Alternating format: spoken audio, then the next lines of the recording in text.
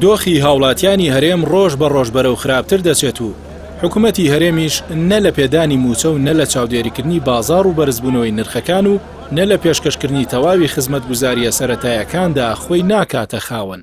لە بەرامبەردا حکوومەت شارەزایەکی تەواوی بەدەزێناوە لە دۆزینەوەی چەندین شێوازی نوێی دەستبردن بۆ قوتی موچەخۆران و زیادکردنی باز و ڕسومات و گومرگەکان و بەرتەسکردنەوەی ئازادیە مەدەنیەکان.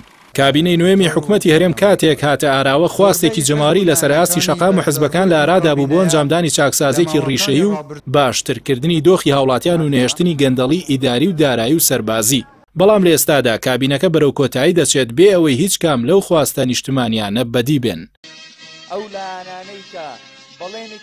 بەڵێنی بەرپرسەکانی حکوومەت بۆ باشکردنی دۆخی هەرێمی کوردستان تەنیا وەک بەڵێن ماونەتەوە و ناچنە بواری جێبەجێکردنەوە.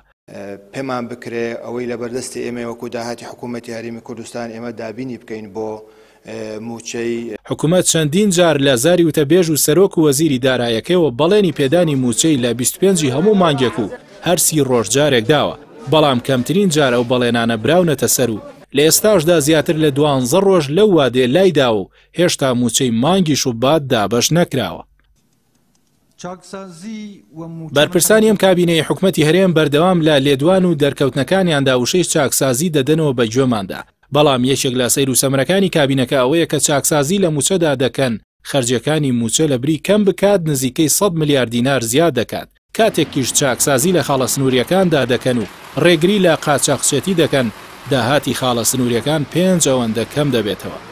لە نوێترین داهێنانەکانی ئەم کابینێش گۆڕینی ناوی پاشەکەوت بوو بە خۆگونجاندن. بەو پێش دەبوو لەگەڵ باشتربوونی دۆخەکە و زیادبوونی داهاتەکاندا دۆخی موچە و خزمەتگوزاریەکان باشتر بکرێن، بەڵام نرخی نەوت کە داهاتی سەرەکی هەرێمە بەردەوام لە بەرزبوونەوەدایە و لە ئێستاشدا زیاتر لە 5 هێندەی خۆی بەراورد بە سەرەتای هاتنی کۆرۆنا و سەرهەڵدانی پاشەکەوتی موچە زیادی کردووە و لە ماوەی 1 ساڵیشدا 2 هێندە زیادی کردووە. بەڵام لە سایەی حکوومەتی هەرێم و نەبوونی داهات لە دەستێکی ئەمیندا دۆخی موچە هەروەکو خۆی وایە و مانگانە لە کاتی نزیکبوونەی پێدانی موچەدا ترس و دڵەڕاوچەی دواکەوتن و لێبڕینی موچە سەر هەڵدەداتەوە.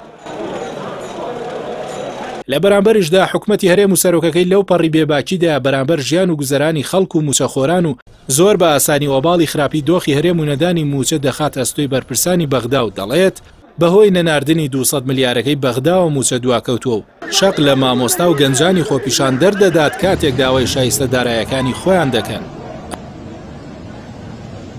ئەمەش لە کاتێکدایە بەوتەی چاودێرانی دۆخی دارایی حکوومەتی هەرێم دەتوانێت تەنها بە داهاتی نەوت و ناوخۆ موچەی تەواوی فەرمانبەران بدات و پرۆژەکانیش بخاتەوە گەڕ. پێدەچێت حیزبەکانی دەسەڵات لە حکوومەتی هەرێم گەیشت بنە ئەو بڕوایی چیتر بۆ بەدەسێنانەوەی دەنگی هەڵبژاردن و مانەوە لە دەسەڵات پشت بەلایانی دەرەکی و ساختەکردنی هەڵبژاردن ببەستن نەک خزمەتکردنی هاوڵاتیان.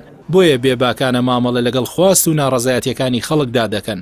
بەڵام ئەوەی دەسەڵاتدارانی هەرێم پەندیان لێوەرنەگرتووە ئەوەیە حکمی ستەمکارانە و بێباک سەرنجامەکەی هەمان سەرنجامی ڕژێمە دیکتاتۆریەکانی لە نمونەی سەدام و قەزافی و حوسنی موبارەک دەبێت.